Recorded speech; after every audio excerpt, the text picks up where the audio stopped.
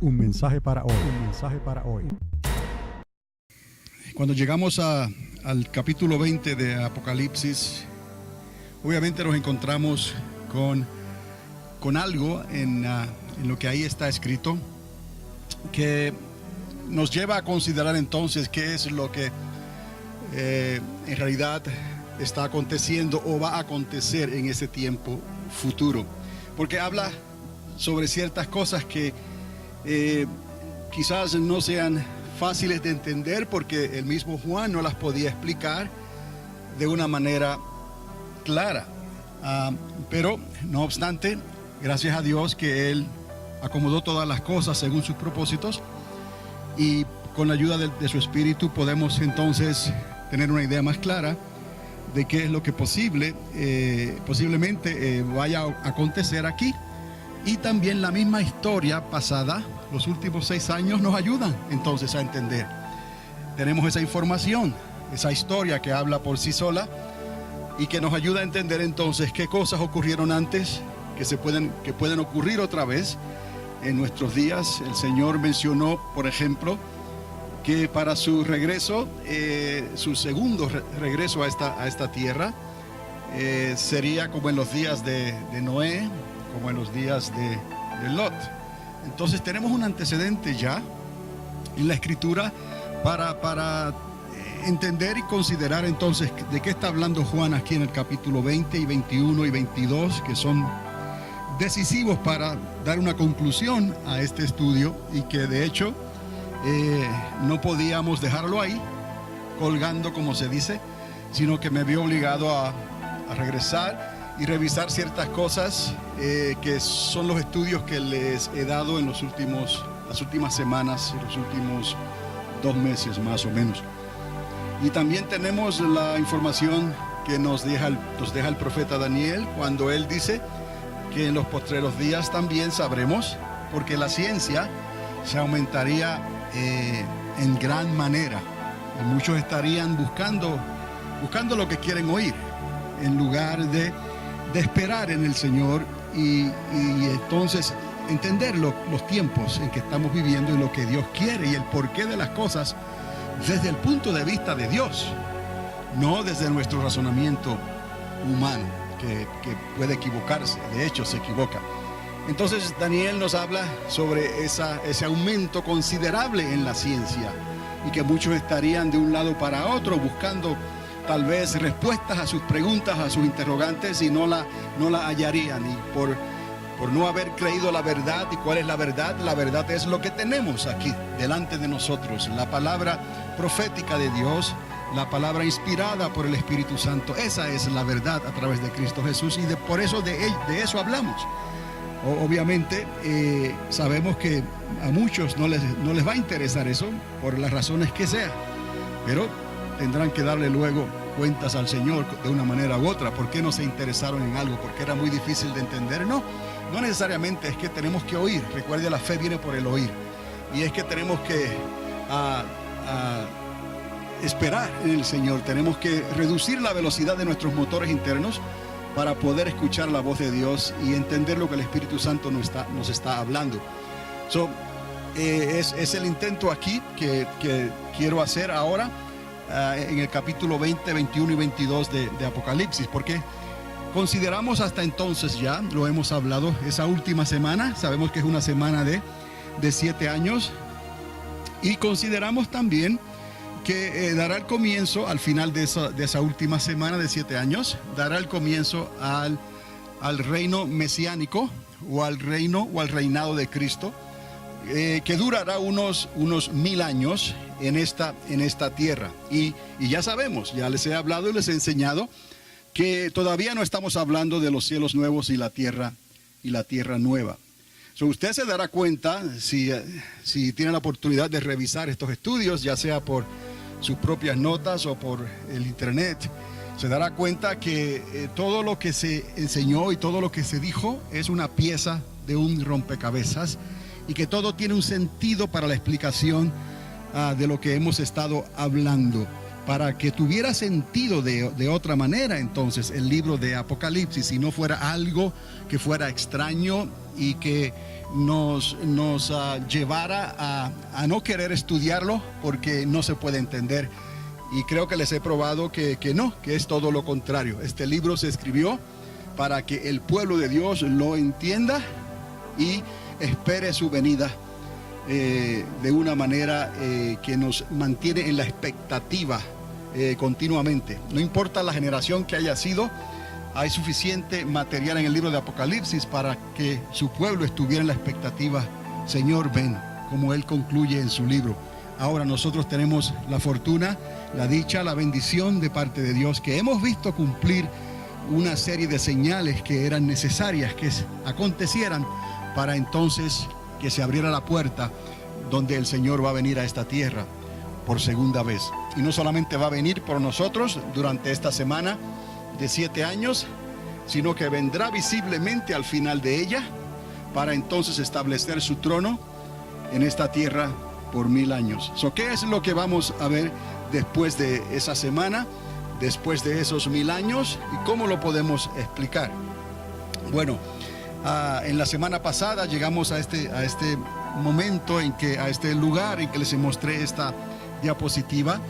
Esto lo que significa es meramente una puerta. Es una puerta, no que la puerta o las puertas que estén en el cielo sean de esa manera. Es un dibujo, pero me ayuda a explicar esto, que las extraordinarias distancias dentro del universo obligan a la consideración de puertas o pasajes que conecten con los lugares habitables donde se encuentran los ejércitos de Dios. Y puse entre comillas aquí otra dimensión, y estuvimos hablando de eso, porque aún la misma ciencia con sus pruebas y estudios y experimentos consideran que haya otras dimensiones de tiempo y espacio que no se pueden ver, pero que necesitan existir para poder resolver ciertos problemas matemáticos que ellos mismos se proponen.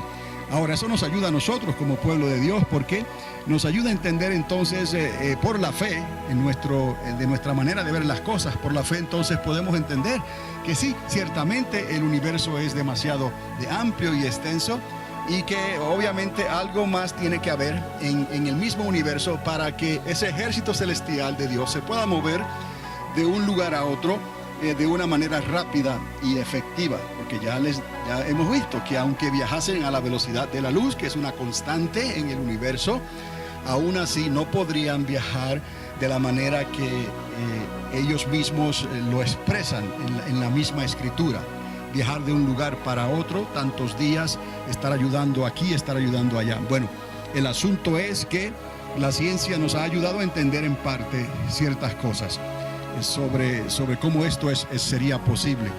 Y entonces eso pues nos trae a relucir también cierta información que el apóstol Pablo escribió, y cuando él lo dijo, obviamente vamos a confiar que obviamente Dios habló a través del apóstol Pablo en esa experiencia que él tuvo, y él se atrevió a decir y a escribir que él no sabía si había viajado en el cuerpo o fuera del cuerpo. Escuche bien, es Pablo el que está relatando su experiencia. No sabía si había viajado en su cuerpo físico o fuera del cuerpo físico, en el espíritu, a un lugar que él denomina el tercer cielo. Entonces necesitamos entender esto. Sabemos contar 1, 2, 3, 4, 5, y obviamente hemos aprendido ciertas cosas en matemática. Pablo utiliza ese conocimiento y él específicamente habla de un tercer cielo. Vamos a entender entonces, si él habla de un tercer cielo, es porque o él lo contó, o él preguntó, o él se dio cuenta. Por lo menos podemos decir que hay un primero, hay un segundo y hay un tercer cielo. Entonces eso es material que a nosotros nos sirve para poder atar cabos y poder formar este rompecabezas que estamos hablando. Que pueda existir un cuarto cielo, está bien, pero vamos a hablar hasta donde llegó el apóstol. Él llegó hasta un tercer cielo. Entonces, basado en esa información dada, entonces podemos hacer ciertas conjeturas, ciertas teorías que, como siempre les digo, el tiempo lo dirá. Entonces Pablo escribió sobre 3 cielos existentes en 2 de Corintios capítulo 12 verso 2, ahí lo explica. Y se podría decir entonces que el lugar de la eternidad de Dios Y hemos hablado de esto, que aunque la eternidad todo lo llena, Dios todo lo llena porque Él todo lo sustenta y todas las cosas son sustentadas por Él. Estamos viendo cómo que Dios lo llena todo. Dios está en la eternidad, Dios tiene atributos eternos y la eternidad solo le corresponde a Dios, porque Él solamente reúne esos requisitos, podemos decir, esas condiciones para decir que Él es el Dios eterno, el que siempre ha existido, que no tiene principio ni tendrá final. Entonces esos atributos se los damos al Dios Padre, Dios Hijo, Dios Espíritu Santo, como le conocemos en la revelación de su palabra. Entonces ese Dios, único Dios verdadero, es un creador. Como Él es eterno y sus atributos son eternos, quiere decir que nuestro Dios es un eterno creador. Él es el único que puede crear cosas y darle atributos eternos, perpetuos, aunque esas cosas no sean eternas, ni estén dentro necesariamente de la eternidad de Dios. Les hablé de la eternidad de antes, la eternidad de después, las divisiones que pueden existir en la eternidad, pero que hay cosas que Dios ha creado, y porque Dios es Dios y Él le dio atributos eternos, hizo de esas cosas perpetuas. Entonces de ahí el salmista habla sobre cómo ese Dios hizo algo que no podemos entender. Él puso un elemento eterno dentro de nosotros y no lo podemos entender. Pero obviamente con el tiempo sí lo podremos entender todo claramente. Pero hasta aquí podemos entender entonces que el lugar de la eternidad solo le corresponde a Dios. Y que Dios lo llena todo. Y que en Él podemos estar sin estar necesariamente incluidos en su eternidad. Estamos en Él, vivimos en Él, nos movemos en Él, como dice el apóstol Pablo, hablándole a los griegos. Pero eso no quiere decir que necesariamente estamos incluidos, mezclados nosotros en la misma esencia de Dios, sino que ya les hablé que desde la eternidad Dios creó. Digamos en esa dirección, solamente para usarlo como ejemplo, se los he dicho ya, ¿no? Dios decidió crear dentro de sí mismo, Él crea y entonces se establece el espacio y el tiempo. Ahora, tenemos que entender también, y les hablé también sobre el lugar donde Dios se manifiesta, ¿no? Entonces, como también fuera de la eternidad. ¿Por qué? Porque Dios tiene un trono, tiene un lugar donde Él tiene ejércitos, seres angelicales, miriadas, miles de millones de ángeles que le adoran y están con Él continuamente. Entonces, eso nos ayuda a entender la posibilidad entonces de que estamos viendo aquí la eternidad de Dios, que nadie la toca, la luz inaccesible de Dios. Aunque estamos en Él, no somos parte de esa eternidad, o por lo menos no lo somos todavía. Entonces que Dios creó y Él crea continuamente. Entonces Dios hace un universo lleno de estrellas, un universo que parece que no tiene fin, que parece eterno, pero sí tiene principio y tiene fin, porque Él mismo nos da esa información en la palabra, que llegará el tiempo en que el cosmos huirá de su presencia cuando los libros sean abiertos. Cuando hablamos del cosmos, hablamos del universo. Huirá y no se hallará lugar ya más para su existencia.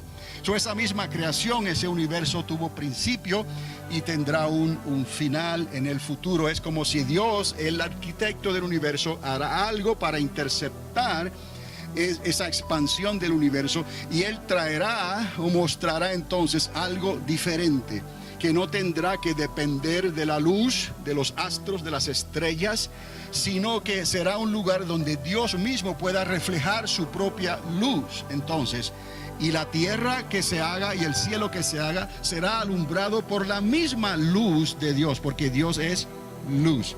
Entonces eso es un atributo de Dios que es también perpetuo y eterno.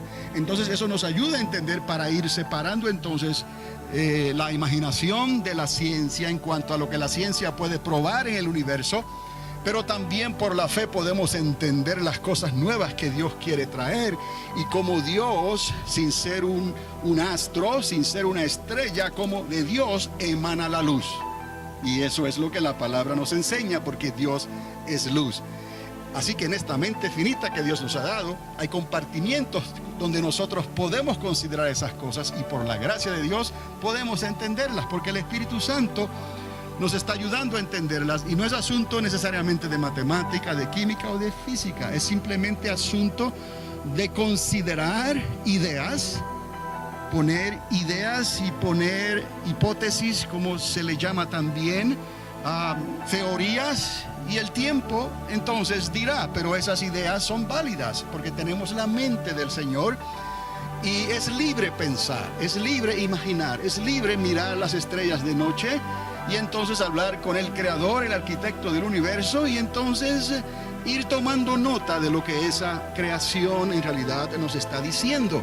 Los cielos cuentan la gloria de Dios y el firmamento anuncia la obra de sus manos, y para esto no hay que ir a ninguna escuela en específica para poder entender estas cosas. Simplemente por la gracia de Dios, como niños nos acercamos a Él, nos imaginamos cosas, pensamos, atamos cabos y Dios nos va mostrando y revelando cosas extraordinarias. De hecho, el apóstol Pablo escribió también que él estuvo en un lugar donde él pudo entender que oyó cosas que el ser humano no podría entender y vio cosas que el ser humano no podría percibir. Entonces ni él mismo estaba seguro cómo fue a ese lugar. Y nosotros tenemos una idea, posiblemente cómo Dios lo sacó de esta tierra y cómo lo llevó, porque ahora tenemos los mismos escritos del apóstol Juan, y Juan da un testimonio vivo de cómo Dios lo saca de esta tierra y al instante lo lleva a través del universo en un lugar donde está el trono de Dios, y en ese lugar hay luz por todos lados, el arco iris, está el trono, está la presencia de Dios. Ya no es entonces el mismo universo frío, callado en cierta forma, aunque no es completamente callado, hay sonidos en las estrellas, obviamente, pero es un lugar relativamente frío, un lugar quieto, un lugar violento, un lugar que se está expandiendo. Sí, puede ser violento y puede ser quieto al mismo tiempo. Solamente piensa en la luna, piensa en las fotos que hay de la luna, mire los videos de la luna y usted dirá, ¿quién quiere ir ahí? ¿No? Mire las fotos y los videos de Marte, ¿no? De ese planeta. Se ve muy bonito, muy hermoso, pero si no hay vida, ¿no? ¿Quién quiere ir ahí? Entonces, más allá del universo hay vida, más allá del universo hay acción, hay un ejército celestial, está el trono de Dios. Entonces, eso nos ayuda a considerar, a imaginar, a pensar, a teorizar. Entonces, que Pablo habló de 3 cielos, entonces podemos nosotros relacionar el universo como un lugar que Dios creó, un cielo aparte, la misma eternidad donde Dios es dueño de ella como otro lugar. ¿Y por qué digo donde Dios es dueño de ella? Porque en algunos instantes aquí el apóstol Juan habla de el cielo de Dios. Él hace esa aclaración, el cielo de Dios, como si Dios tuviera su propio cielo. Entonces, si hemos considerado la eternidad como un lugar privado de Dios, porque Él es eterno y como Él todo lo llena y todo tendría que salir de esa eternidad, aunque no necesariamente sea parte de esa misma eternidad, pero salimos de Él. Es como nuestro propio cuerpo. Nuestro cuerpo tiene células, tenemos piel y tenemos pigmentación en nuestra piel, tenemos lunares y están ahí, están en nuestro cuerpo, pero no necesariamente pueden que sean parte de nuestro cuerpo, pueden quitarse, pueden borrarse, pueden salir de ese cuerpo. Hay cosas en nuestro cuerpo que no podemos, dependemos de ella y son parte de nuestro cuerpo. Tenemos nosotros órganos internos que son parte de nuestro cuerpo. Nuestra piel tiene cosas que están sobre nuestra piel, pero que no necesariamente son parte necesaria de nuestro cuerpo. Es una manera quizás pobre de usar esta ilustración, pero quizás nos ayuda a entender que nuestro Dios en su eternidad, Él ha creado, y todo lo que Él ha creado sale de Él, sin que seamos parte de esa eternidad.